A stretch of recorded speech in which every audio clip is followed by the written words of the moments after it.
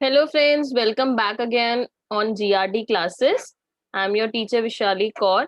हमने जैसे last lecture में circular flow of income in two sector economy पढ़ा था, जिसमें हमने हाउस होल्ड और फर्म के बारे में बात करी थी। आज हम आगे मूव करेंगे इसी से related concept, that is real flow and money flow. ठीक है। सर्कुलर फ्लो ऑफ इनकम में ये रियल फ्लो और मनी फ्लो जो है वो उसी के पार्ट होते हैं। ठीक है। कैसे पार्ट होते हैं आज हम उस चीज को समझेंगे। ठीक है। और हम ट्राई करेंगे कि हम उसको और आसानी से समझ पाए, मतलब समझ पाए, ताकि वो हमें लॉन्ग टर्म तक दिमाग में बैठ जाए। ठीक है। तो यहाँ ध्यान दो, रियल फ्लो का मतलब होता है रियल आइटम्स। ठीक है। रियल फ्लो का मतलब होता है रियल आइटम्स। अब रियल आइटम्स कौन कौन सी होती है? जो फिजिकल फॉर्म में अवेलेबल हो, फिजिकल फॉर्म में अवेलेबल हो। ठीक है। अब जब हमने house hold sector and firm sector की बात करी थी, तो हाउस होल्ड सेक्टर जो है वो अपनी फैक्टर सर्विसेज फर्म सेक्टर को प्रोवाइड कर रहा था, जिसके बदले में फर्म सेक्टर अपने फैक्टर पेमेंट्स दे रहा था हाउस होल्ड को। ठीक है। फिर क्या हो रहा था? फर्म के पास पैसा आता था, हाउस होल्ड के पास पैसा आता था, हाउस होल्ड उसको फर्म के ऊपर खर्चा करता था और खर्चे से गुड्स एंड सर्विसेज को ले जाता था। तो इस पूरे कॉन्सेप्ट में हमें इतनी बात समझ में आ रही है कि दो चीजें चल रही हैं। एक तो हमारे goods and services and factor services, और एक हमारा चल रहा है फैक्टर पेमेंट्स एंड एक्सपेंडिचर। ठीक है। तो जो factor services and goods and services है, ये दोनों फिजिकल फॉर्म की आइटम्स हैं, जिसको आप बेसिकली फील कर सकते हैं, टच कर सकते हैं। रियल आइटम्स आप इनको कह सकते हैं। ठीक है। तो रियल फ्लो का मतलब होता है फैक्टर सर्विसेज जो कि हाउस होल्ड टू बिजनेस जाती है। ठीक है। और गुड्स एंड सर्विसेज जो बिजनेस से हाउस होल्ड की तरफ आती है। ठीक है। ये दोनों रियल फॉर्म आइटम्स होती हैं, जिनको हम रियल फ्लो कहते हैं। ठीक है जी। रियल फ्लो का एक और नाम है फिजिकल फ्लो। कभी कभी एग्जाम में आपसे इसका दूसरा नाम पूछते हैं, तो उसको फिजिकल फ्लो भी कहते हैं। ठीक है जी।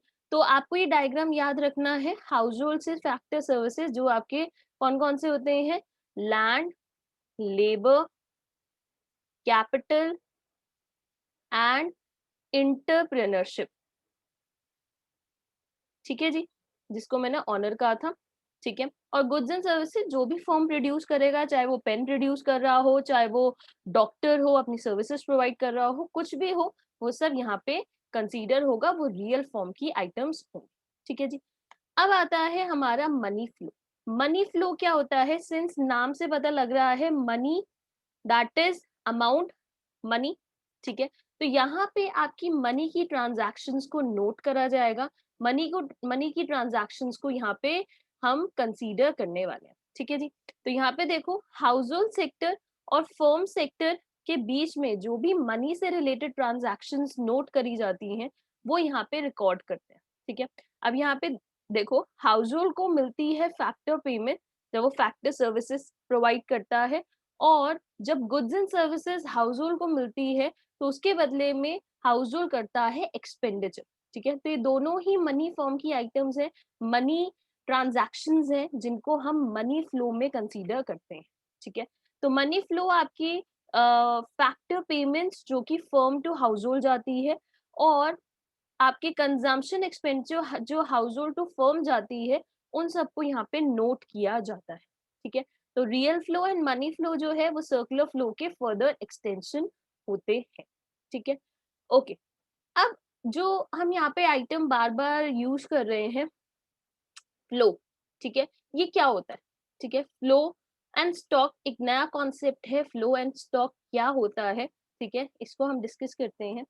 स्टॉक एंड फ्लो जो है, स्टॉक एंड फ्लो जो है, ये दोनों ही टर्म आपके रेगुलर बेसिस पे यूज करे जाती है।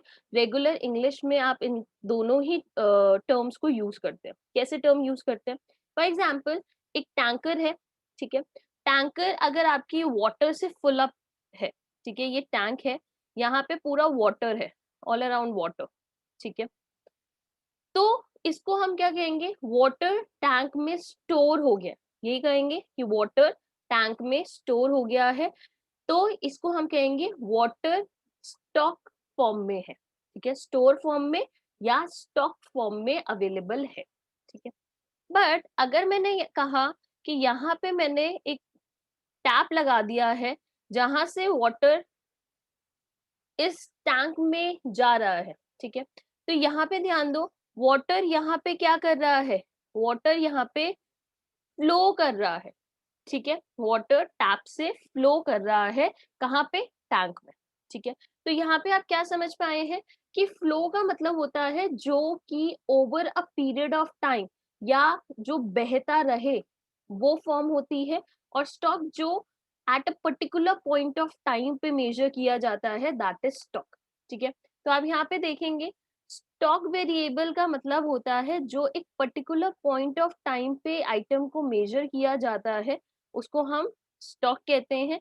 जैसे मैंने कहा number of machine in a plant, तो आप कहेंगे कि कितनी प्लांट में मशीन है, तो आपने कहा 10 है, ठीक है। बैंक अकाउंट में कितना आपका अमाउंट पड़ा है ऑन अ स्पेसिफिक डेट, तो आप कहेंगे इतना अमाउंट पड़ा है, ठीक है। तो वो सारी चीजें क्या है, स्टॉक है, ठीक है। फ्लो क्या होता है, फ्लो आपका होता है जो over a period of time, ठीक है, per unit at a particular period of time, ठीक है, या आप इसको एक टर्म से और याद रख सकते हैं, over a period of time, तो इसको हम कहेंगे फ्लो, ठीक है। जैसे आपकी इनकम होती है, तो इनकम आप कब अर्न करते हैं, जब आप पूरे मंथ में काम करते हैं एंड देन आपको मंथ बिगनिंग में आपको इनकम मिलती है, दैट इज योर इनकम, ठीक है। आप एक्सपेंडिचर जो है पूरे मंथ का, ठीक है, एक ईयर का, एक मंथ का, पर आवर का, जो भी है, दैट इज योर फ्लो, ठीक है। तो फ्लो यहाँ पे देखो, new investment will be your flow and depreciation of capital will be a flow, ठीक है, but stock of capital will be stock, ठीक है। तो कैपिटल जब आप कंपनी स्टार्ट कर रहे हैं तो एक अमाउंट आप लगाते हैं कंपनी में, दैट इज योर कैपिटल, ठीक है। बट उसमें आपने फॉर एग्जांपल बाइसिकल ली, आपने कार ली, मशीन ली, ये सारी क्या है आपकी, इन सबको हम कहेंगे ये हमारी इन्वेस्टमेंट है, ठीक है। और ये सारी चीजें over a period of time depreciate भी करती है, तो ये सारी भी हमारी फ्लो कॉन्सेप्ट में आती है, ठीक है। आई होप कि आपको आज का लेक्चर जो है वो समझ में आया होगा एंड काफी अंडरस्टैंडिंग आपकी सही रही होगी। Thank you very